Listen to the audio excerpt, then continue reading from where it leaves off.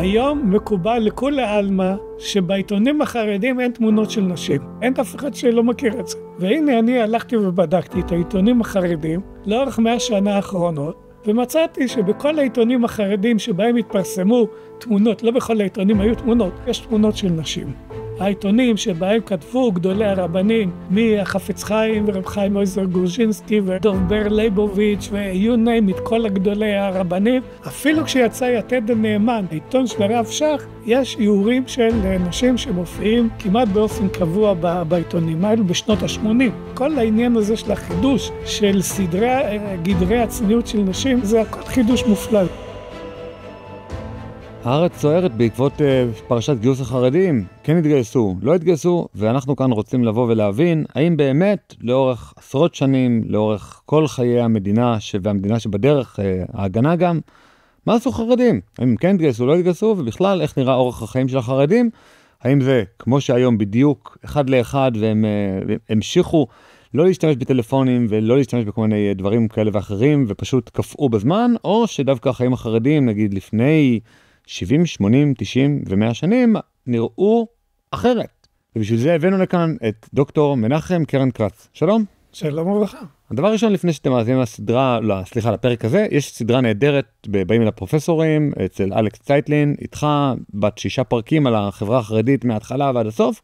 אחרי שצפיתי בה, אז חשבתי שיהיה נכון לבוא ולתת איזשהו מין סיכום קצר לגבי נושא אחד קטן מתוך כל הסדרה, שעליו נדבר היום, האם האורח החיים החרדי כיום הוא דומה לאורח החיים החרדי לפני כ-50, 60, 70 שנה.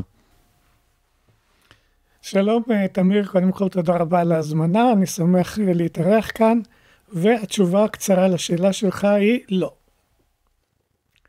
החיים של החברה החרדית היום שונים כמעט בכל מובן שאפשר לחשוב עליו, מאלו שהתקיימו כאן עד לפני 40-50 שנה.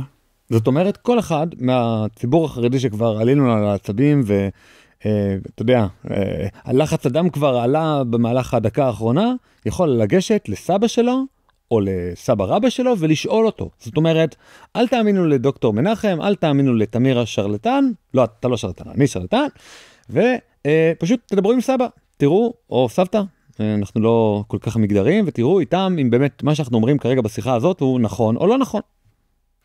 האמת שהם לא צריכים ללכת כל כך רחוק, הם יכולים אפילו לגשת לאבא שלהם, וסביר להניח שאם אבא שלהם הוא, אני יודע, בין 50 נאמר, או אפילו 40, אז יש סיכוי טוב שהוא למד באחד מבתי הספר של החינוך העצמאי, ובבתי הספר האלו לימדו לימודי חול פחות או יותר באותה מידה, כמו שלמדו בבתי הספר האחרים.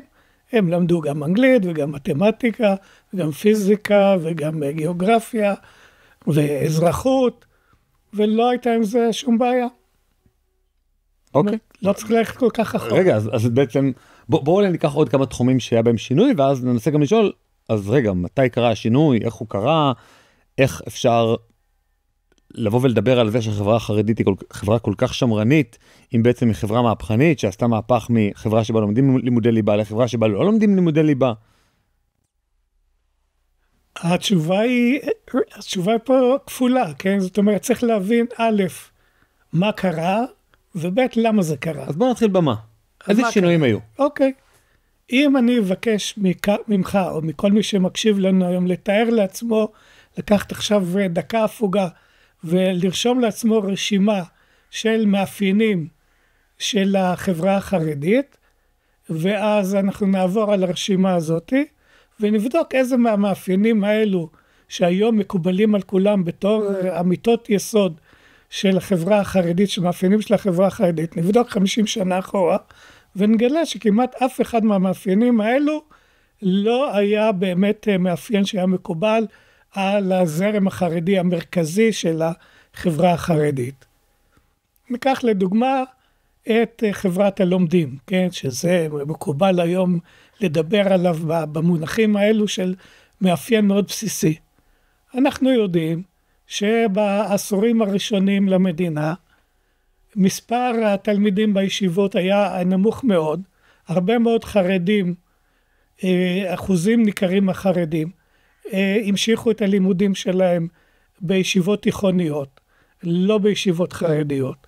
חלק מהם המשיך ללימודים בישיבות מקצועיות ומוסדות מקצועיים אחרים, וחלק מהם בכלל לא המשיך בלימודים, אלא פשוט יצא לעבודה בגיל 16, משום שאני אולי מזכיר לך ולצופים, שחוק לימוד חובה, לימוד חובה היה עד כיתה י', לא יותר מזה.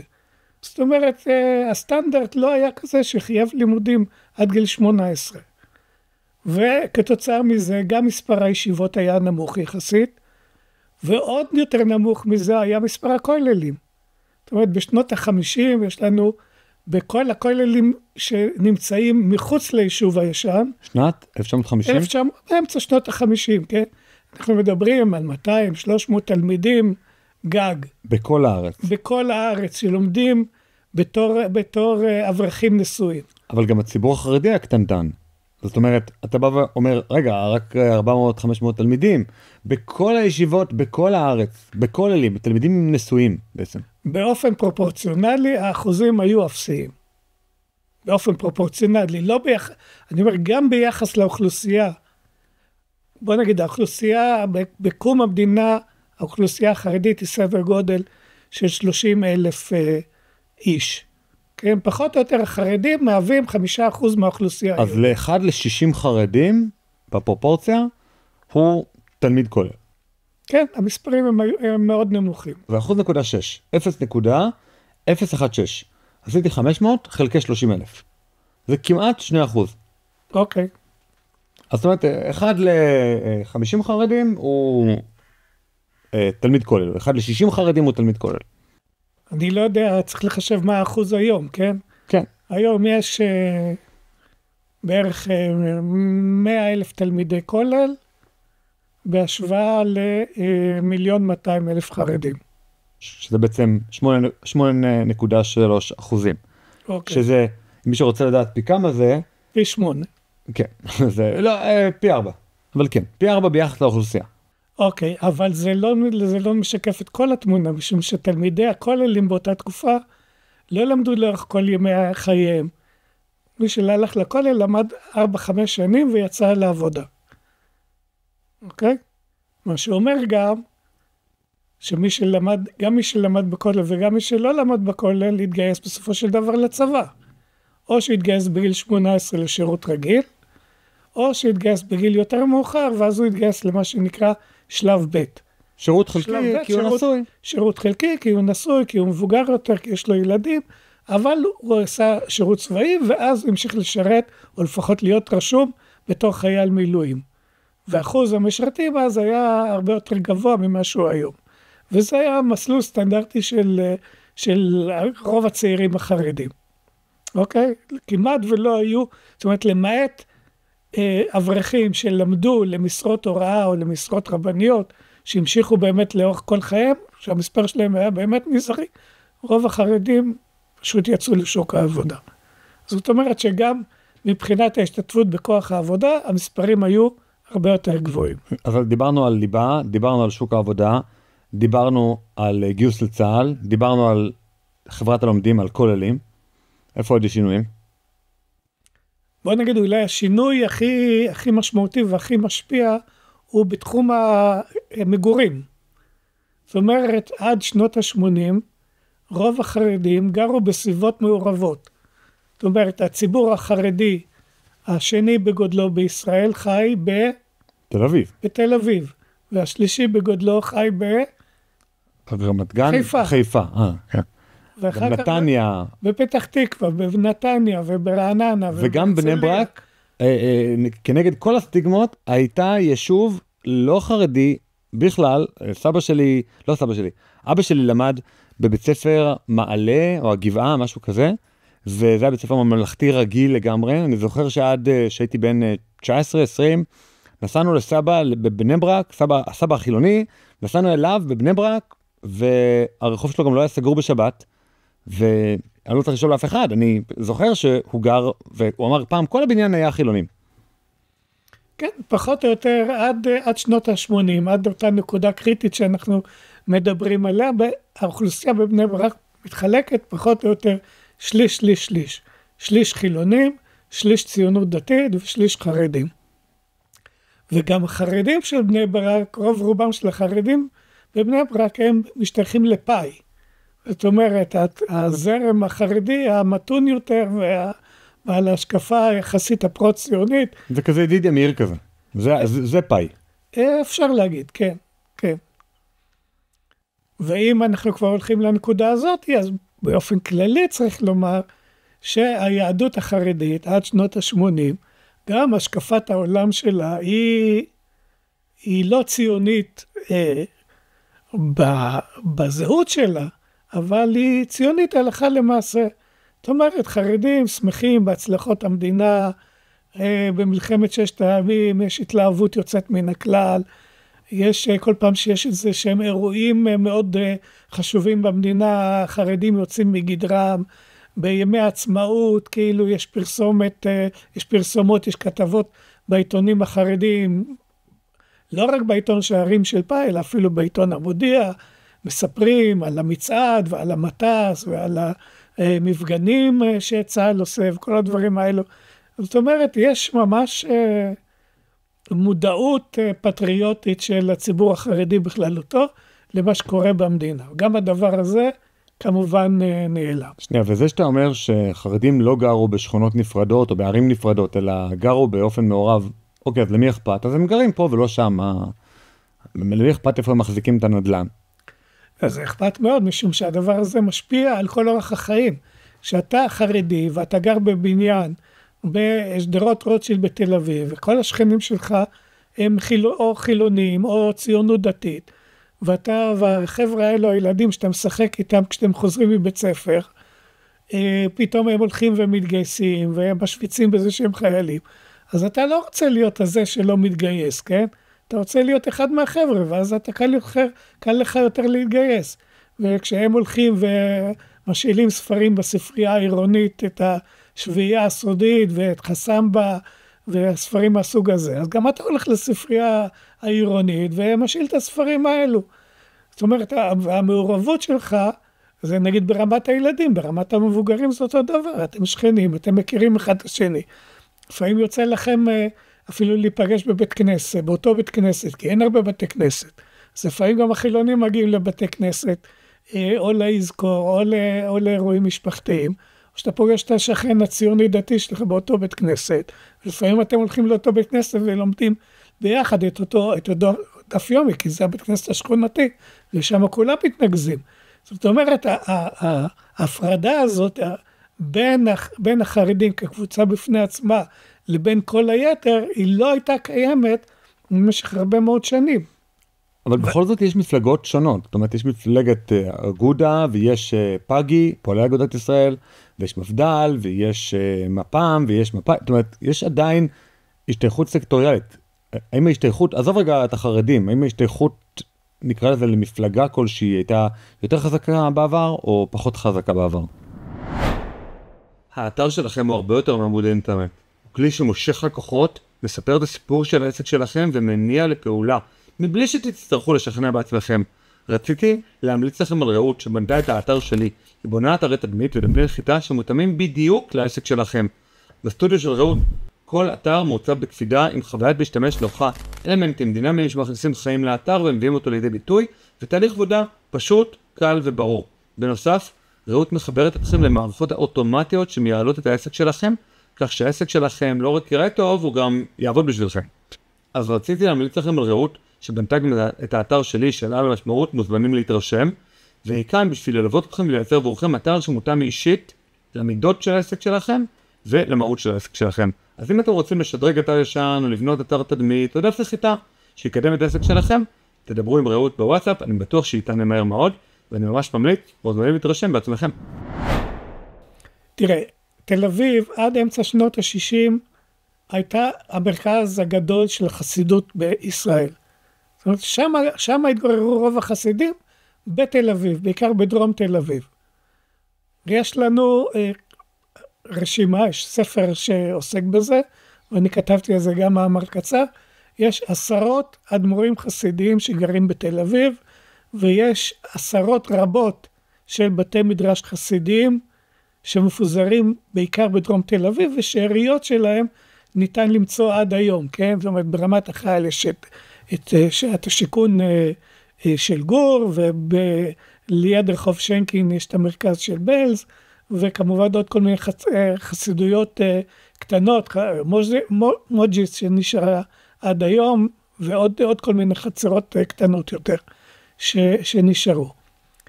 ולשאלה הפוליטית, כן?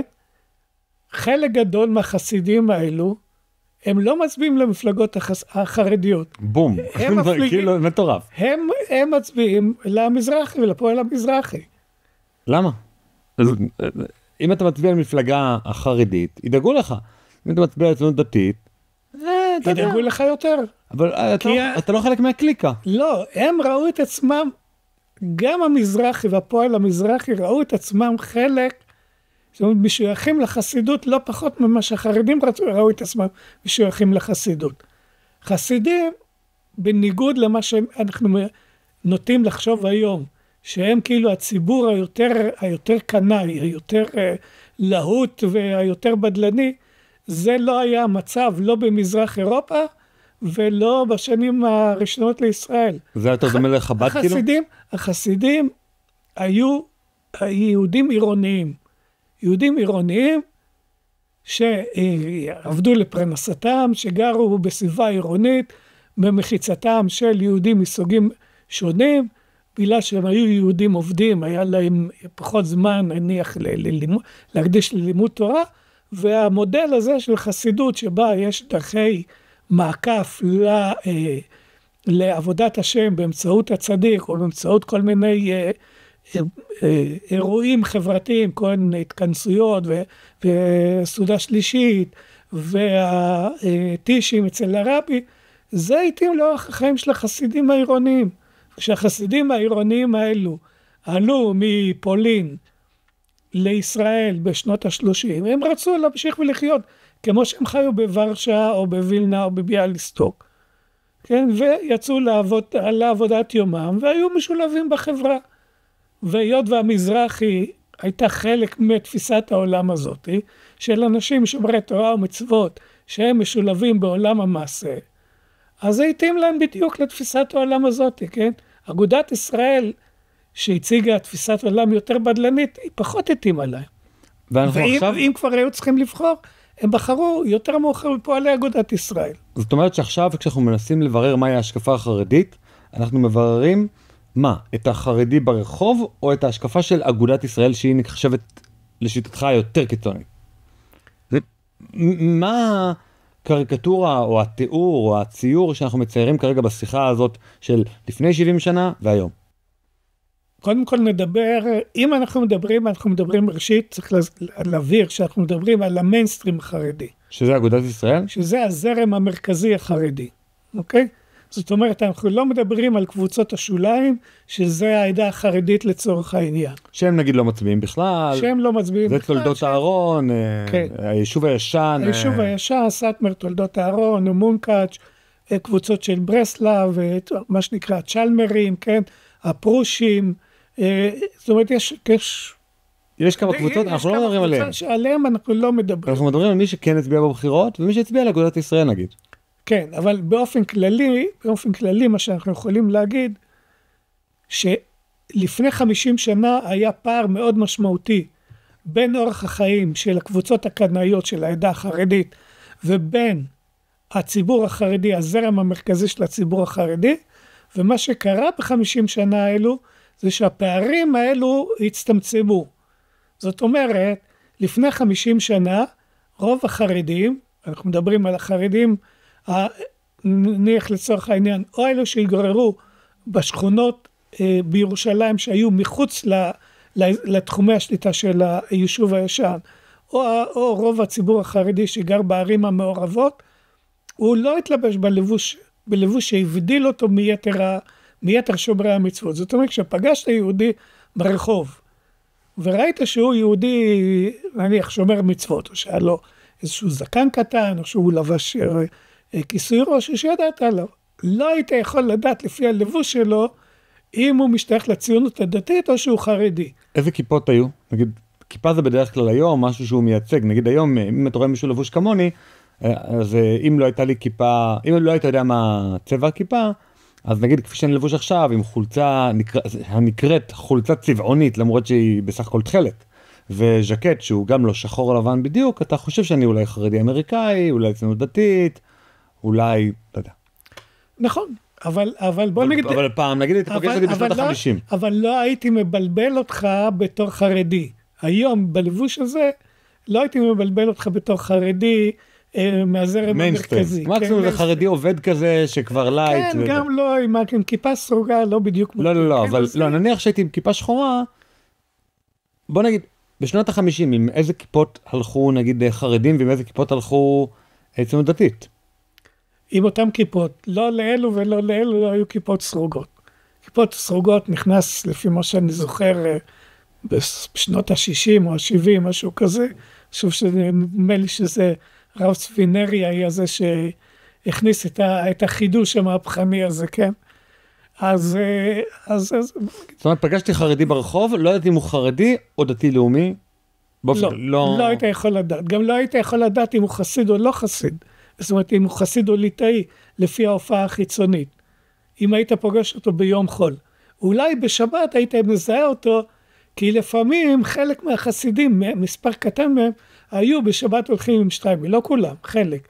ומי שהיה הולך לבית כנסת, היה הולך גם עם גרטל חגור על המעיל העליון, על הז'קט שהיה בדרך כלל ז'קט קצר, לא כמו היום. זאת אומרת, ז'קט כמו הז'קט שאני לובש עכשיו. כמו שאתה לובש. סתם ז'קט רגיל של כמו שנתניהו לובש, הם לבשו את זה, ומאז הם לבשו מין גרטל, שזה חוט כזה, שכורכים אותו כמה פעמים. זה מין חגורה כזאת, אבנט כזה, שכורכים אותו, כן. שהוא היה איזה מין סממן חסידי כזה. והכובעים כמובן היו מכל מיני סוגים. וכמובן גם הצבע של הבגדים היה מאוד לא אחיד. כמו שאמרתי, נגיד החולצה התכלת, או חולצת פסים, או כל מיני חולצות. נכון. וכל מיני צבעים. נכון. ומי שרוצה לדעת מי שלא רוצה להאמין לנו, אלא רוצה לבדוק בעצמו. מי שרוצה לבדוק בעצמו, יטרח ויחפש כינוסים של יהודים חרדים, שהתרחשו בשנות ה-50, ה-60 וה-70, למשל, אספות גדולות של אגודת ישראל, או הלוויות המוניות, ודברים כאלו, ויסתכל על הלבוש של החרדים, ויראה שמה שהחרדים לבושים בכל מיני צבעים וכל מיני גוונים, ושום דבר מזה לא דומה לתמונות האומנותיות, שהיום הרבה צלמים אוהבים לעשות, כן, של ציבור, שהוא כולו לבוש באותה צורה, כן, עם הבגדים החרדיים ועם השטריימל שלכולם יש על הראש. זה דבר שהוא לא היה קיים במשך הרבה מאוד שנים. יותר מזה, כן, חרדי שהתלבש בצורה הזאת ולא היה בעל מעמד מיוחד, זה היה נחשב לו במקום. כמו שהיום חרדי, אני יודע, סתם מן היישוב, התלבש בפרק. כי פרק זה בגד של ראש ישיבה. אז אתה לא תלבש פרק פתאום אם זה לא התפקיד שלך בחיים, זה יתפס כמשהו לא טבעי וכמשהו לא נכון ונוגד את הנורמות. אבל עם הזמן, הנורמות האלו, שהיו בזמנו מיוחדות לקבוצה קטנה של אנשים, הלכו ונעשו מקובלות על הציבור הרחב בכללותו. אז זאת דוגמה אחת לשינויים האלה, אבל יש עוד הרבה דוגמאות כאלו. איזה עוד דוגמאות? כי גם בתמונה שהראית בקורס אצל אייקס, אמרת, אם תסתכלו טוב בהלוויה של החזון איש, תראו שם עוד משהו חוץ מאשר הביגוד השונה. כן, אז דיברתי, עכשיו אז אנחנו הולכים לתחום אחר, כן? וזה שאלת המקומן של הנשים בחברה החרדית. גם הדבר הזה עבר מהפך דרמטי. כן, אם עד שנות ה-70, בוא נגיד היה די ברור לאישה החרדית שהמעמד שלה הוא בוודאי לא המעמד של מפרנס את המשפחה, אז הרי שעם יסודה של חברת הלומדים, ועם המעבר של חברת הלומדים מאיזשהו דגם שהיה מיועד עבור אליטה מאוד קטנה, למשהו שמכיל שמקיף את כל הציבור החרדי, פתאום כל הנשים החרדיות הפכו להיות מפרנסות של כל המשפחות החרדיות. וגם זה משהו שלא היה קיים קודם לכן. וגם הדבר הזה הגיע עם שורה שלמה של חידושים. אם אנחנו נגיד לוקחים את האישה החרדית בשנות ה-50 וה-60,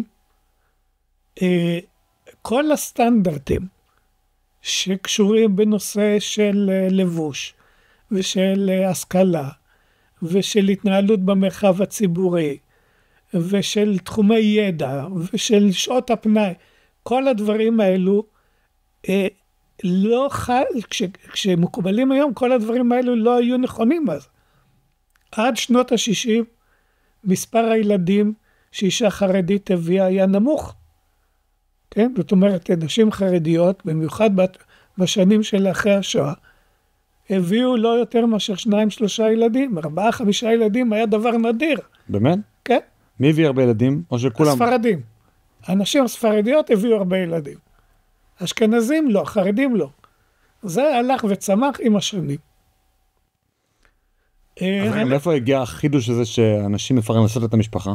כי זה באמת, אתה יודע, דבר עצום. פתאום שהאישה יוצאת מהמטבח, הולכת החוצה, ולא רק כמפרנסת, גם מפרנסת עיקרית. כן, החידוש הזה הגיע למעשה בתור מסגרת, בוא נגיד, תראה, הרבה דברים שהתרחשו בחברה החרדית, לא התרחשו בכוונת מכוון, הם התרחשו בדיעבד. זאת אומרת, הדברים התרחשו בהתחלה עבור קבוצה קטנה של אנשים, ועם השנים הנורמות שהיו מיועדות לקבוצה קטנה, הפכו והתרחבו, והתחילו לחול על הקבוצה הרחבה. נגיד העניין הזה של תלמידי כולל שדיברנו עליו, כשהחזון איש חשב על כולל, או כשהרב כהנמן ייסד את הכולל שלו בישיבת פונוביץ', הוא חשב שהדבר הזה מתאים לתלמידי ישיבה, לעילויים, שהם ישבו וילמדו על חשבון הציבור עוד 5 שנים, לפני שהם מתחתנים ומקימים משפחה ויוצאים לשוק הכללי. זה היה הרעיון. 5 שנים הציבור יישא אותם על כתפיו כפי שהיה מקובל בעיירות במזרח אירופה. אף אחד לא שיער אז שכל הציבור החרדי ינהג לפי השיטה הזאת. כי זה במידה מסוימת גם מאבד את הפואנטה, כי הרעיון הוא לגדל את העילויים, לא לגדל את כולם באותה רמה, ועל ידי זה במידה מסוימת להוריד את הרמה עבור כולם. שזה ביקורת שנשמעת היום על כל מה שקורה בישיבות הגבוהות ובכוללים. אז הדברים האלו התחילו בצורה קטנה והתפשטו בהרחבה. אותו דבר קרה לגבי אנשים. כלומר, ברגע שהחליטו שגברים ילמדו יותר שנים בכולל, אז התחיל הסמינר שהקים הרב אברהם יוסף וולף בבני ברק, לחנך את הבנות, שהבנות תתחתנה עם בחורים שיקדישו את חייהם ללימוד תורה, והם יפרנסו אותו. הדבר הזה כמובן לא היה מקובל על ההורים של אותם בנות צעירות. כן, ובכלל לא היה מקובל על רוב המשפחות החרדיות. היה נדרש תהליך מאוד ארוך עד שהדבר הזה הפך לסטנדרט. אפשר גם להגיד שמבחינה כלכלית, בגלל שהחם והאבא עבדו, אז הם יכלו לפרנס איזה זוג כזה של תלמיד כולל ואישה שעובדת במשרה או חצי משרה תוך כדי שמגדלת את הילדים. וכאילו, כי היה דור עובד, והיה דודים עובדים, זאת אומרת, כולם יכלו לתת את המעשרות שלהם ואת כל הכספים הפנויים במשפחה לאותו זוג שהם זוג מיוחד של תלמיד כולל ומישהי שעובדת במשרה כזאת או אחרת. נכון, הדברים היו, יש כמה נקודות בהקשר הכלכלי. ראשית, הזכרנו כבר שהמשפחות החרדיות היו קטנות. זה לא היו משפחות שהיו בהם 7-8 ילדים. זה משפחות עם 2, 3, 4 ילדים. שנית, הגברים עבדו. כן, כל הדור המבוגר יצא לעבוד. וגם הצעירים שלא עבדו, גם מי שהלך לכולל כמה שנים, הוא יצא אחר כך גם כן לעבודה. עשה כמה שנים בכולל, עשה שירות צבאי ויצא לעבודה. זאת אומרת, זה לא היה בעיה. ודבר שלישי, ולא פחות חשוב לעניין הפרנסה, זה היה התגמולים מגרמניה, השילומים, כן? שהיות והרבה חרדים היו ניצולי שואה, אז הם היו זכאים גם לרנטות האלו. ותוסיף על זה את העובדה שבמשך רוב התקופה הזאת, זאת אומרת משנות ה-60 ואילך, היה גם בום כלכלי במדינת ישראל, והחרדים, שאני מזכיר לך, רובם גרו באזורים המעורבים, לא בשכונות נפרדות, אז מי שגר בתל אביב, הבום הכלכלי הזה ועליית מחירי הנדל"ן, שחק לידיו, כן? זאת אומרת, אז היה לך דירה בתל אביב, או היה לך מגרש בתל אביב, או היה לך עסק בתל אביב, או היה לך מגרש בתל אביב, זה היה נכס מאוד משמעותי שאפשר לך לדאוג לדורות הבאים. אז בעצם נשים בעבר, נגיד עד לפני 50-70 שנה, לא עבדו, אבל מצד שני אתה אומר, נגיד מהתמונות מהלוויה של החזון איש, הם גם היו חלק מהקהל. זאת אומרת, ההפרדה הקשוחה בין גברים לנשים עם המחיצות והגדר תיל והשברי זכוכית מעל, לא, הם היו מעורבבות בקהל, לא נדחקו ולא נמרחו על בחורי ישיבה צעירים, אבל כן הם רואים אותם בתמונות כחלק מהקהל שבא להלוויה. ראשית אני מתקן, זה לא שהנשים החרדיות לא עבדו. נשים חרדיות עבדו, אבל העבודה שלהם הייתה משנית לעבודת הבעל. לא כולם עבדו, אבל מי שעבדו, עבדו בעבודה משנית לעבודה של הבעל. הם לא היו מפרנסות העיקריות. פה זה השינוי המשמעותי. דבר שני, ופה לא צריך ללכת באמת כל כך רחוק.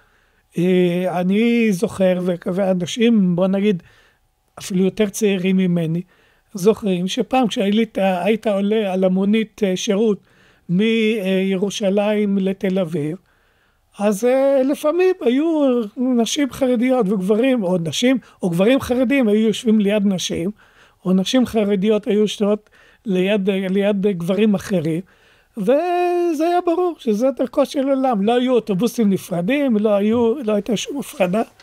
דרך אגב, סתם, הנה, יש פה תמונה שבה החזון איש בוחן תלמידים לישיבת השרון. עכשיו, רואים פה את התלמיד הזה, שהוא כנראה לא נפסל, כי צילמו אותו, הוא לא עם כובע חרדי בכלל, התלמיד בין ה-10, בין לא יודע, 11, 12, הוא עם כובע לא חרדי בכלל.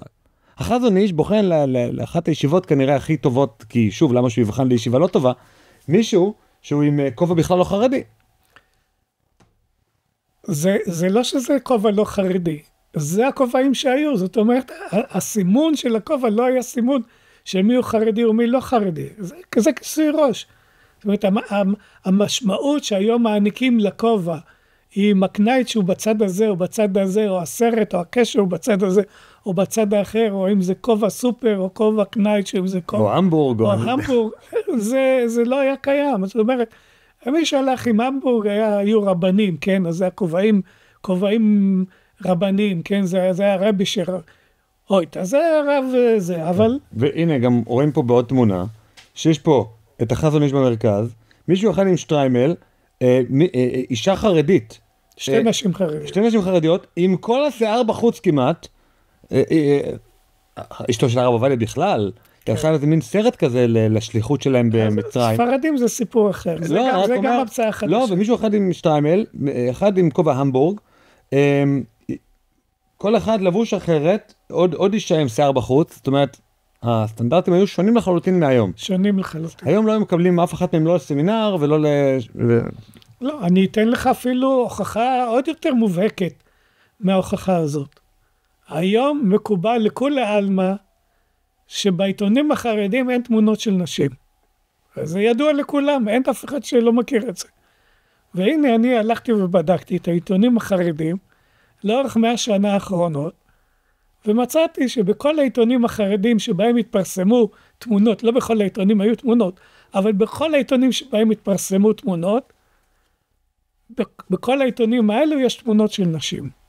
זה דבר שאתה לא יכול להתווכח איתו, תמונה זה תמונה, כן? אז זה יכול להיות או תמונות של נשים ממש, או איורים של נשים בפרסומות, או תמונות של נשים בפרסומות, או תמונות של אירועים של נשים חרדיות. הדברים האלו נכונים מהעיתונים שיצאו בפולין בתקופת בין המלחמות, העיתונים שבהם כתבו גדולי הרבנים, מהחפץ חיים ורב חיים עוזר גורז'ינסקי ורב דוב בר ליבוביץ' ו-you name it, כל הגדולי הרבנים, אפילו בעיתון של הרבי ממונקת שנודע בקנאותו הרבה, יש תמונה פיזית, לא פחות ולא יותר מאשר של הבת היפהפייה שלו. אף אחד לא ראה בזה שום דבר מיוחד. וכל הרבנים פרסמו את המאמרים שלהם בעיתונים האלו, שבאותו עמוד גופה היו תמונות גם של נשים, ואף אחד לא עשה מזה עניין. גם בעיתונים החרדים שיצאו בארץ ישראל, שערים של פועלי אגודת ישראל, ואפילו המודיע, יש תמונות של נשים לאורך הרבה מאוד שנים. יותר מזה אני אגיד לך. אפילו כשיצא יתד הנאמן, כן, העיתון של הרב שך, גם בעיתון ההוא יש איורים של נשים שמופיעים כמעט באופן קבוע בעיתונים האלו בשנות ה-80. כן, זאת אומרת שכל העניין הזה של החידוש של גדרי הצניעות של נשים חרדיות, זה הכל חידוש מופלא, זה אין מה לדבר על זה. מה שמדהים, ואנחנו פה חוזרים להתחלה, זה שהחידוש הזה לא קרה ב-100-200 שנה, הוא קרה כמעט בן רגע, ואף על פי כן, חלק גדול, אני חושב רוב הציבור החרדי, לא יודע בכלל על המהפך ועל השינוי שהיה, הם מגדירים את עצמם כחברה שמרנית לחלוטין, אין פה שום שינוי, יתד נאמן, היה לפני 100 שנה, למרות שהוא לא נוסד לפני 100 שנה, כפי שהוא היום בדיוק. תראה, אני אקח אותך עכשיו אולי לחידוש הכי גדול, שהיום מקובל עלינו כאילו היום מקדמת דנא. זה החידוש שנקרא חרדים ספרדים. עד שנות ה-80, עד יסודה של ש"ס בעצם ב-84, המושג הזה של חרדי ספרדי לא היה קיים. לא היה קיים דבר כזה חרדי ספרדי. היו ספרדים שלמדו בישיבות הליטאיות, אבל לכולי עלמא מבחינתו של העולם החרדי, הם לא היו חרדים. הם היו ספרדים שלמדו בישיבות הליטאיות, זה מין איזשהו תגבור כזה, כוח עזר כאילו להשלמת השורות. במידה מסוימת אתה יכול להגיד שהחרדים באותה תקופה, החרדים הספרדים באותה תקופה, או תלמידי הישיבות הספרדים באותה תקופה, הם היו פחות או יותר שווה ערך למה שהיום הם החוזרים בתשובה. כן? זאת אומרת, אנחנו רוצים שיהיו, אבל אנחנו בשום אופן לא מחשיבים אותם בתור חרדים אמיתיים. גם היום אני לא חושב שמחשיבים אותם כחרדים אמיתיים, אבל בגלל שהם מתלבשים כל כך דומה, והסימני קרם כל כך זהים, והעתקה היא כל כך מושלמת, אז אתה לא יודע. עד שבן אדם פותח את הפה, או אומר לך מאיפה ומה, שמשפחה, אתה לא יודע שהוא חרדי ספרדי או חרדי אשכנזי. כן, אבל בוא נגיד, היום זה כבר די נחשב בתור סטנדרט, כן? זאת אומרת, כבר היום מקובל להניח שזה חלק מהחברה החרדית, כל דובר של החברה החרדית וכל חוקר של החברה החרדית. מדברים בשם ש"ס ואגודה כאחד. מדברים, כן, יש חברה חרדית מתחלקת לשלושה חלקים. ליטאים, חסידים, ספרדים. כן, זאת אומרת, הם חלקים כאילו שווה ערך. זאת אומרת, אין היום את ההבחנה הזאת. כמובן שיש את ההבחנות הפנימיות, אבל מבחינת המעמד שלהם, זה בבחינת נהר ופשטי. כל אחד יש לו את הדרך. נגיד גם על הולדת ש"ס, ועל איך בדיוק זה קרה, שיש על זה חלק בסדרה שאתה הקדשת, אני חושב שזה היה בפרק החמישי, בסדרה עם אלכס צייטלין, שווה להקשיב למי שרוצה להבין איך ש"ס נוסדה, ואיך ההסדר הזה בסוף הגיע לידי זה שהם ממש חלק משמעותי ואפילו גדול מהחברה החרדית. ש"ס, אני אגיד רק בקצרה, ש"ס נולדה בטעות. אוקיי. ש"ס לא הייתה מיועדת להיוולד כמפלגה כזאת, היא נולדה בטעות, ובמידה רבה מאוד, הטעות הזאת היא זו שהולידה בעקבותיה את החברה החרדית החדשה, זאת אומרת שזאת שאחרי שנות ה-80, וגם את כל העיוותים החברתיים שהחברה הזאת מביאה היום ביחס מנקודת ראותו של הציבור הישראלי רחב. חלק גדול מהדברים האלו לא היו יכולים להתקיים אלמלא הייתה ש"ס בתמונה הזאת. אז אמרנו לימודי ליבה, גיוס לצה"ל, עבודה, עבודת נשים, גדרי צניעות, המקום בעיתונות, חרדים ספרדים, עוד שינויים? לא שזה לא מספיק, זאת אומרת, כבר אמרנו דברים, אני חושב שמספיק שאחד מהדברים האלו נכון, ותבדקו אותנו, תדברו עם סבא, שזה כבר מראה שהחברה החרדית היא לא כל כך חברה שמרנית, אולי משמרת כל מיני דברים שהם ערכים שמרניים, אבל היא לא משמרת את האופי של עצמה מלפני 50 שנה. זה נכון, ראשית לרשימה הזאת צריך להזכיר כמו שדיברנו קצת על ילודה. גם הנושא של ילודה של הרבה ילדים, גם זה חידוש שלא היה קיים בעבר. לא דרך אגב, לא במדינת ישראל הצעירה וגם לא בפולין שבין המלחמות, כן? בניגוד כן ולא, זאת אומרת, נגיד, אולי סבא שלי הוא מקרה יחידאי, אבל סבא שלי היה בן למשפחה של 9 ילדים בהונגריה.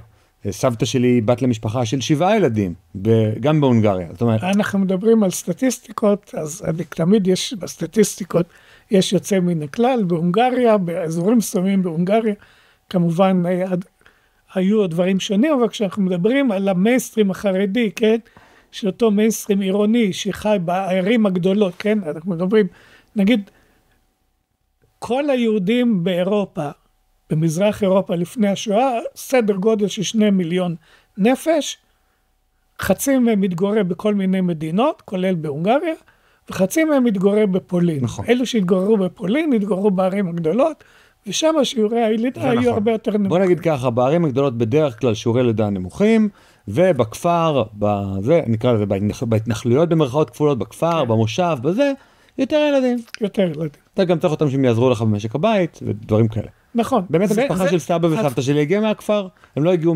מבודפשט. כן, הדפוסים האלו דרך אגב נכונים גם לגבי האוכלוסייה הלא יהודית. נכון, בוודאי.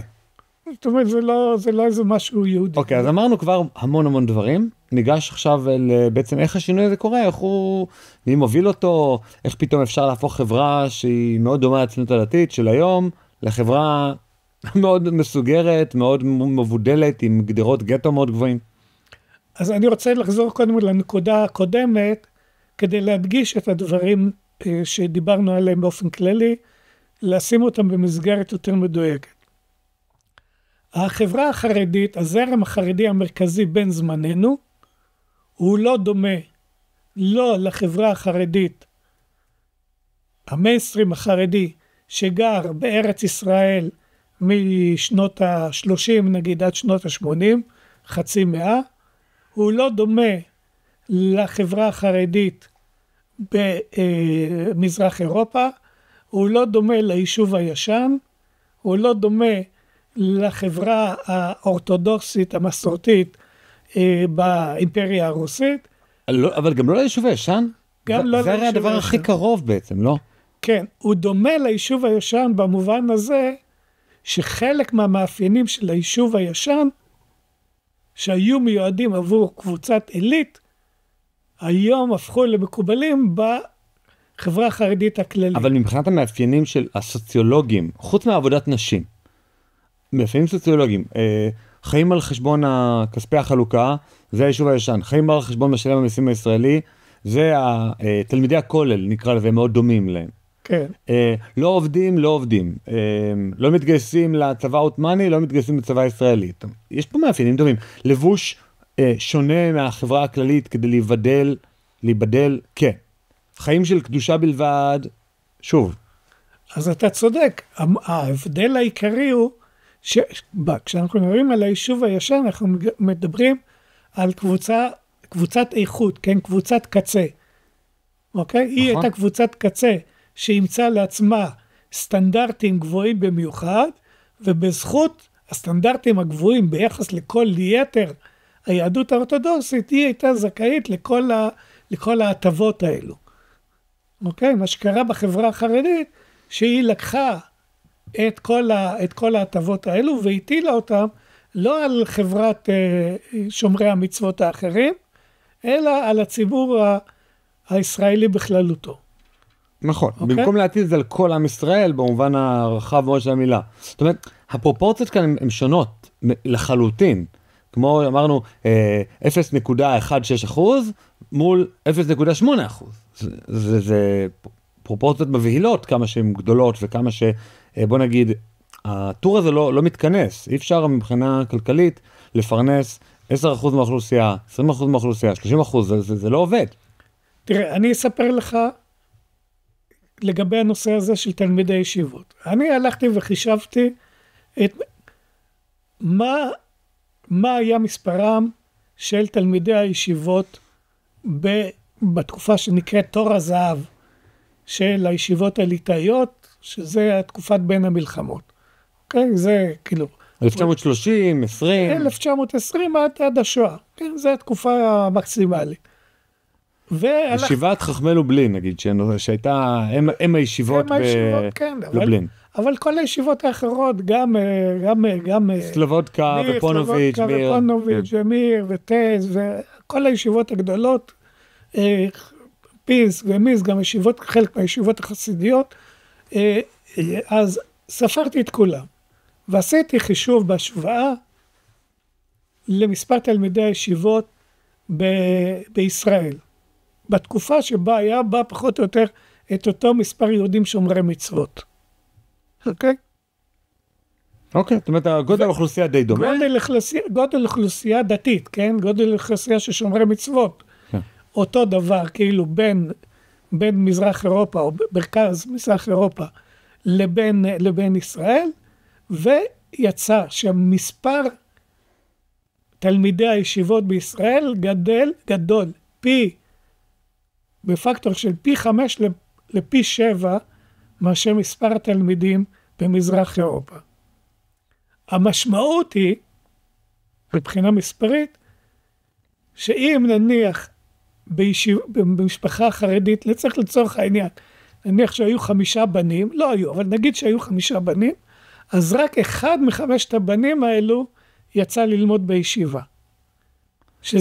אתה מדבר על יצא ללמוד במשהו שהוא סוג של תיכון דתי, כאילו, כשהוא היה בן 16? כשהוא היה בן 13. זאת אומרת, היה בן 13, אני מצלם את כל הילדים בתמונה, אני אומר, רגע, איפה אתה לומד? הוא אומר לי, אני עובד. איפה אתה לומד? אני בגימנסיה. נכון. איפה אתה לומד? אני בישיבה. כן, בדיוק. אז היה, את מי שלחו לישיבה, או את הבכור, או את המוכשר ביותר. בדרך כלל זה הולך ביחד דרך אגב. כן, אוקיי. לא, בכורים יש להם סיכוי פי 5, על פי מחקר של תומאס סואל, לזכות בפרסים, בהצטיינות יוצאת דופן. אוקיי. תראה, היות ואני בכור, אז אני לא אתווכח. גם אני, אז אני גם משוחד בדבר הזה. אוקיי.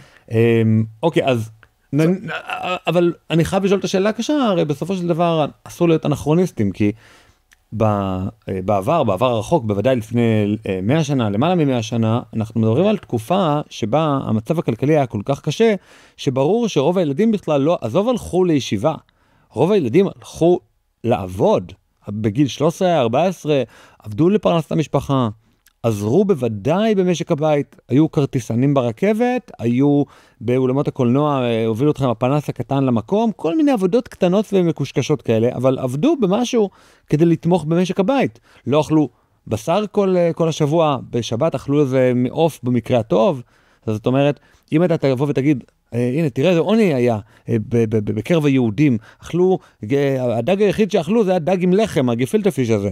לא, זה לא עוני אצל היהודים, זה עוני ברחבי העולם. היהודים, אם אתה בוחן רק אותם תחת הזכוכית המגדלת, אתה מגלה שגם היהודים היו עניים. גם היהודים אכלו בשר פעם בכמה זמן. לא אכלו כל יום. מה השאלה? לא, אני אומר, אתה בא ואומר, רק 1 ל5 ילדים הלך לישיבה, אז אני אומר בוודאי, בלי קשר לרמת העדיקות שלו, כי המצב הכלכלי היה מאוד קשה. ככל שהרמה הכלכלית הולכת ועולה, ככה אפשר להרשות לעצמך מותרות שבעבר רק פינטזת עליהם וחלמת עליהם. נכון, כי רק במדינת ישראל יש סיטואציה שבה המדינה מממנת לך את הלימודים האלו. זה לא קיים, זה לא היה קיים לא בפולין ולא בהונגריה ולא בטרנסילבניה, וזה לא קיים גם בארצות הברית או בצרפת או במדינות אחרות. זאת אומרת שם אתה רוצה ללמוד בישיבה, אתה משלם על עצמך. ישראל זאת המדינה היחידה שבה אתה יכול ללמוד בישיבה ועל חשבון הברון. ומה קורה בשנות ה-80? אחרי שאמרנו את זה ואחרי שעשינו השוואות מעניינות. אבל היה שינוי ענק בשנות ה-80 הדברים הם מאוד שונים ממה שהם היו לפני שנות ה-80. בשנות ה-70 וה-80 של המאה ה-20, כל העולם כולו עובר מהפכים מאוד משמעותיים בנושא הזה של דת. בתחילת המאה, התיאוריה הסוציולוגית הכי מקובלת בעולם המערבי היא תיאוריית החילון.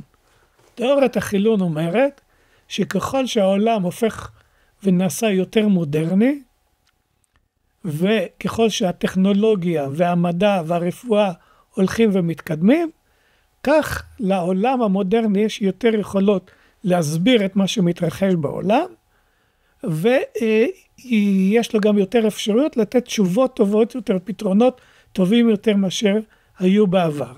כלומר, אם במאה ה-18 וה-19 אדם שהיה חולה, ההסבר היחיד למחלה שלו היה שהוא עשה מעשה רע, ואלוהים כועס עליו, ולכן הוא מעניש אותו במחלה, ולכן התרופה למחלה שלו היא או באמצעות תפילה, או באמצעות הקרבת קורבן, או באמצעות קמע כלשהו. זאת אומרת, התפיסה הייתה תפיסה מטאפיזית בעיקרה, והרעיון של תיאוריית החילון אמר שככל שהעולם ילך ויעשה יותר מודרני, ויתקדם יותר לכיוון הטכנולוגי, המדעי ובתחומי הרפואה, ככה המשקל של הדת בצורך גם להסביר את התופעות וגם לפתור אותם, ילך ויפחת. ולכן ככל שהעולם יעשה יותר מודרני, והמדינות תעשינה יותר מודרניות ומתקדמות, ככה ילך משקלה של הדת ויפחת. והדבר הזה כמובן יקרה בראש ובראשונה במדינות המערביות, שהן המתקדמות ביותר, ובהדרגה יימשך גם למדינות אחרות שהן עדיין מפגרות בהתפתחות שלהן. ובאמת במשך כמה עשרות שנים התיאוריה עבדה מצוין. כן? וראו לפי כל מיני קריטריונים שהם מדדו, כל מיני סקרים, אחוזים של הגעה לכנסייה, ומי לומד, מי קורא בתורה, אצל הנוצרים ואצל המוסלמים, וכל מיני שאלות כאלה, ראו באמת שזה מתקדם לפי התחזיות של החוקרים.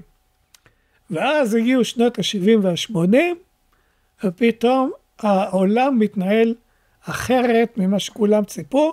מהפכה אוונגליסטית, מהפכה איראנית, מהפכה חרדית בישראל.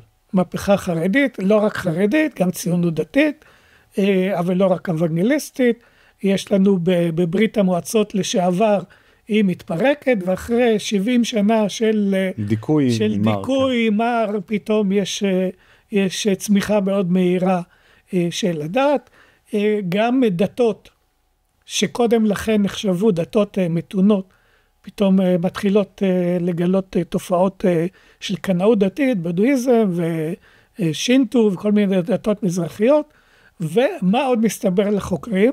שלא רק זה שהדת חוזרת, אלא היא חוזרת בגדול, חוזרת בצורה הרבה יותר, עם תופעות הרבה יותר קיצוניות ממה שהיו בה קודם.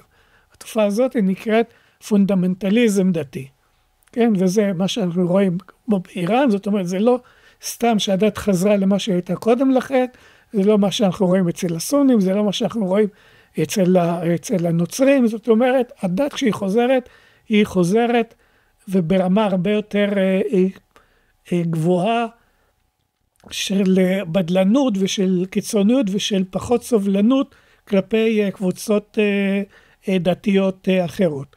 והדבר הזה קורה בכל הדתות, והוא קורה גם ביהדות, בשני אגפים של היהדות, כלומר גם ביהדות החרדית שעליה התחלנו לדבר, אבל גם בציונות הדתית. אני מזכיר כמובן את העניין של גוש אמונים, תנועת המקדש, נוער הגבעות, כל הדברים, כל התופעות האלו, התופעות, בוא נגיד שהן יותר קנאיות מבחינת המוכנות של הצעירים לעשות אותם, להתמרד נגד הממסד, דברים שלא היו עולים על דעתם של אנשי מפד"ל הוותיקים.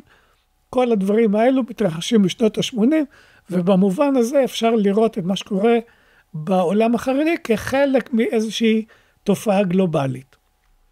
זה במישור הגלובלי. אחר כך צריך לדבר על השינויים שקורים בחברה הישראלית. גם החברה הישראלית מקום המדינה ועד שנות ה-70 עוברת תהליכים חברתיים מאוד מאוד משמעותיים, שבאים לידי ביטוי בכל מיני תחומים, ושעליהם כתב בהרחבה רבה מאוד ספר עב כרס של 1500 עמודים, עוז אלמוג, שנקרא פרידה מסרולק, שהוא מתאר את התהליכים האלו. בעצם בשנות ה-70 הישראלים הם לא דומים לדור הפלמ"ח בכלל, כן? זאת אומרת, יש חדירה של השפעות חיצוניות, בעיקר אמריקאיות, גם בתחומי הלבוש, יש פתאום לבוש מודרני ומינימליסטי, מיני וביקיני, גם בתחומי החינוך וההשכלה, פתאום יש הפחתה מאוד משמעותית של לימוד של תכנים יהודיים. אם פעם בזרם העובדים למדו תנ"ך ולמדו תורה שבעל פה ולמדו כל מיני דברים שקשורים במסורת היהודית, כמות השעות שמוקצת לזה הולכת ופוחתת. אם פעם הציונות הייתה מקובלת על כל העם הישראלי בתור איזושהי תוארה שאין לחלוק ממנה, פתאום יש קמים קולות שמפקפקים בצדקת הדרך הציונית, והאם אסור או לא אסור מעשים מסוימים, אם גירשו את הערבים או לא גירשו, אם היה טבח בדיר יאסין או לא היה, הדברים האלו הולכים ומתפתחים, והמרחב הישראלי עצמו גם הוא הופך ונעשה יותר מחולן, כן? יש חדירה של מוזיקה קולנית ורועשת, כן? אם בן גוריון הצליח עוד לעצור את הביקור של הביטלס, כן. כן, אז פתאום הדבר הזה הולך ומתקלקל, ופתאום יש לנו את קליף ריצ'ארד וכל מיני זמרים כאלו עם מוזיקה רעשנית ומועדוני לילה דיסקו. ודיסקו, ופתאום מתחילה לצוץ ספרות פורנוגרפית וספרות אירוטית, ועולים מחזות פרובוקטיביים, ושיער ואל תקרא לי שחור, ודן בן אמוץ כותב ספר לא שם זין, ועולים סרטים שעוברים את הצנזורה ומציגים נשים ערומות. ואלה דברים שלא היו קיימים קודם לכן, כן? זאת אומרת שבעבר בשנות ה-50 כלל החברה הייתה יותר שמרנית עם ערכים מסורתיים, אז לא היה כל כך חומות גטו להגן מפני העולם שבחוץ, כי גם החילוני, נקרא לזה בשנות ה-50, 60, הוא לא היה כזה חילוני. הוא לא עשה מצעדי גאווה, והבת שלו לא התלבשה כל כך חשוף, היא לבשה גם שמלות, העולם היה יותר עני. והוא הלך ביום כיפור לבית כנסת, ובשמיני עצרת הוא גם הלך כזה. לזכור. כי יש לזכור, ובפסח כולם אכלו. אתה לא תאהב את המשפט הבא, אבל סבא שלו היה רב במרכאות כפולות, זאת אומרת, הוא הכיר משהו מעולם היהודי, הוא הכיר שמע ישראל. בסדר, הוא היה יותר בור מהציבור החרדי, במובן היהודי הקלאסי, אבל נו, הוא ידע כמה דברים. הקרבה אליו מבחינה גם גיאוגרפית, אתה אומר, השכונות לא היו נפרדות, וגם איזה ספרים החרדי קרא, אז לא היה איום כל כך גדול על החברה החרדית מפני החילונים. הם היו די דומים מבחינה של אורח החיים. כן, אני מזכיר לך, אולי נשכחות, כן, אבל בשנות ה-60, אחד השלאגרים הכי מוצלחים, כן, היו הצגות ומחזות זמר שעסקו בחסידים, בחסידות. זה היה איזה ז'אנר מאוד פופולרי, כן? שמי שהלך לראות את זה, זה לא היו דווקא אנשים דתיים, כן? אחד מחזות הזמר הכי פופולריים היה טוביה חולב, והיו מחזות זמר כאלו, והיה דמגילה של איציק מנגר, כן, שהיה מחזה כאילו באמת מין יידיש פיל מסורתי כזה, שהציג ביידיש וזכה להמון הצלחות, ושפת היידיש הייתה עדיין שגורה על לשונם של הרבה מאוד יהודים אשכנזים. זאת אומרת, המרחב היה יותר יהודי, גם אם לא התכוונו לזה, כן, הדברים האלה הלכו והשתנו במהלך שנות ה-70. ואז קורה שנות ה-70-80, הציבור החילוני הולך, נקרא לזה, שמאלה במובן הזה של פתיחות לעולם, פתאום דברים שהם ערכים אנטי שמרניים, והציבור החרדי הולך ימינה לפונדמנטליזם. הציבור החרדי גם עובר תהליכים. צריך לזכור שאחרי השואה הציבור החרדי היה ציבור במצב קשה מאוד, כן? זאת אומרת, נוסף לעובדה שהפגיעה בציבור החרדי בשואה הייתה גדולה יותר מאשר בציבורים אחרים, מכל מיני סיבות שלא ניכנס אליהם, אבל חוץ מאשר אובדן החיים ואובדן המשפחה ואובדן עולם התורה, הציבור החרדי, או הציבור שומר המצוות באופן כללי, סבל גם ממשבר אמוני מאוד מאוד קשה. כן? זאת אומרת, השאלה איפה היה אלוהים בשואה, היה דבר שריחף בצורה מאוד, עננה מאוד קשה שריחפה מעל הציבור החרדי. צריך לזכור גם שמקרב השורדים מקרב הציבור החרדי, כמו באופן כללי, מקרב שורדי השואה היו צעירים. כן, הצעירים האלו פתאום מצאו את עצמם, כמו אבא שלי למשל, יחיד שניצול מבני משפחתו, בלי סביבה חברתית תומכת, כן, בלי משפחה תומכת, בלי סביבה חברתית תומכת, בלי מסגרת חרדית שהוא יכול להתחבר אליה, והלחצים על הצעירים האלו, כן, גם הצעירים מצד עצמם, כן, בגלל הסביבה שהם פתאום מצאו את עצמם כסביבה של צעירים וצעירות, שגדלו בבתים חרדיים, אבל פתאום איבדו את המסגרת שלהם, וגם בגלל ההשלכות של השואה, על המשמעות של השואה ועל אורח החיים שלהם במדינה חדשה, והציונות שפתאום הפכה להיות הגורם המרכזי בחיים שלה, השפיע על אורח החיים הזה, והחרדים הרגישו מאוד במצוקה. ומה שקרה לאורך השנים האלו, 3 העשורים הראשונים למדינה, שהחברה החרדית לאט לאט הלכה והתחזקה. דיברנו על זה שהמשפחות החרדיות היו קטנות, הגברים יצאו לעבודה, אנשים עזרו, היו שילומים, הייתה התחזקות כלכלית, הייתה התחזקות חברתית, החרדים היו משולבים, יצאו לצבא, הדבר הזה נתן להם ביטחון עצמי, הם היו משולבים, עבדו בכל מיני עבודות, רוב החרדים למדו לימודי חול, אז כך שהם היו יכולים להשתלב במקצועות מכניסים. והם השתלבו, ולאט לאט בתור חברה, הם הפכו להיות חברה שהיא הרבה יותר בטוחה בעצמה.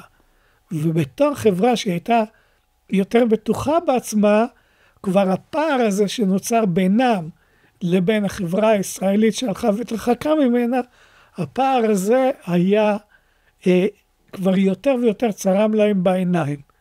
מה שהיה צריך, היה צריך את הניצוץ הזה, שייצור את החברה החרדית החדשה.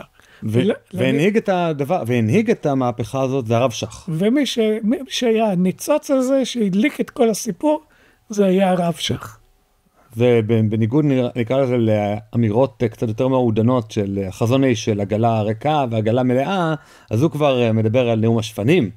זאת אומרת, הוא כבר, האנטי שלו לציבור החילוני הוא אנטי, לא שבא ואומר, יש לנו תפקיד, יש לנו שליחות מיוחדת של עגלה מלאה, וגם להם יש עגלה טובה וחשובה, עגלה ריקה, אבל נו. אלא, פתאום לקרוא להם שפנים, או להגיד שהם אוכלי שפנים וחזירים, אלה שבקיבוצים, שהם ריקים מכל זה, זה שפה גם רטוריקה שהיא שונה. תראה, הרב שך, ההזדמנות של הרב שך הגיעה רק אחרי שהדור הקודם של מנהיגי הציבור החרדי, או שהם הלכו לעולמם, או שכבר היו מבוגרים מדי, מכדי להמשיך ולהנהיג. קודם לכן, נגיד אחד, אולי התורמים הכי חשובים לחברה החרדית, בתקופה שבין קום המדינה עד הרב שך, זה היה הרב כהנמן, המייסד של ישיבת פונוביץ'. שתלה דגל ישראל, כל יום העצמאות על הישיבה. ובאופן כללי, היחס שלו גם למדינה, גם לראשי המדינה, גם לציבור הרחב, היה הרבה יותר מתון, והרבה יותר סובלני, והרבה יותר מקבל, בהשוואה לזה של הרב שך שתפס את מקומו בתור ראש ישיבת פונוביץ', כן? זאת אומרת, הרב אם צריך היום לדמיין מי זה הרב כהנמן, בוא נגיד הדמות אולי שהכי קרובה אליו מבחינת התפיסה הציבורית, זה הרב ישראל מאיר לאו. ידעתי. כן, זה מין דמות כזאת עגולה, שכולם יכולים להתחבר אליה, שהוא מדבר. שכותב ספרים בידיעות ספרים, אל תשלח ידך אל הנער, והוא מזמינים אותו לאירועים גם של חילונים לדבר, ולגייס תרומות גם, כזה. בדיוק. אז זה הדמות, הוא לא היה יחיד, כן? גם הרבנים אחרים, גם הרבי מגור במידה מסוימת, גם הרבי מוויז'ניץ, גם רבי שלמה זלמן אוירבך, ראש ישיבת כל תורה בירושלים. גם האדמו"ר מוויז'ניץ, שאתה סיפרת לי בשיחה המקדימה, על זה שאתה מבקר, שבעצם משם אחד המסעות שלך מתחיל, אתה מגיע להדלקת נרות חנוכה, נכון? כן. בישיבת ויז'ניץ, ואתה במקור מחסידות ויז'ניץ, גם אני, ואתה שומע שם דברים מאוד מעניינים. כן, זה, בוא נגיד, הפעם הראשונה שהתחלתי לשים לב לפער הזה שיש בין הרטוריקה החרדית ובין המציאות ההיסטורית, זה היה שם. בוא תספר מה הוא אמר באותה הדלקת נרות. זו הייתה הדלקת נרות בשבת חנוכה, הגעתי עם הבן שלי הקטן לשם, והנושא החם אז, כמו היום, היה שאלת הגיוס. ועומד שם הרבי מוויז'ניץ, ומספר לציבור הרחב כמה חמור הוא הנושא הזה של גיוס לצבא, ועד כמה זה מזיק, ועד כמה זה נורא, ועד כמה זה חידוש שלא לא ידעו אבותינו מעולם. ואני יושב לי שם, ומסתכל מסביב על אנשים שאני מכיר אותם, ואני יודע שהם שירתו בצבא, ולא זו אף זו, אלא הם שירתו בצבא ביחידות צבאיות שאותם הקים האבא של הרב הזה שמדבר עכשיו, כן? והם יודעים בדיוק כמוני שזה מה שהיה מקובל אז, כן?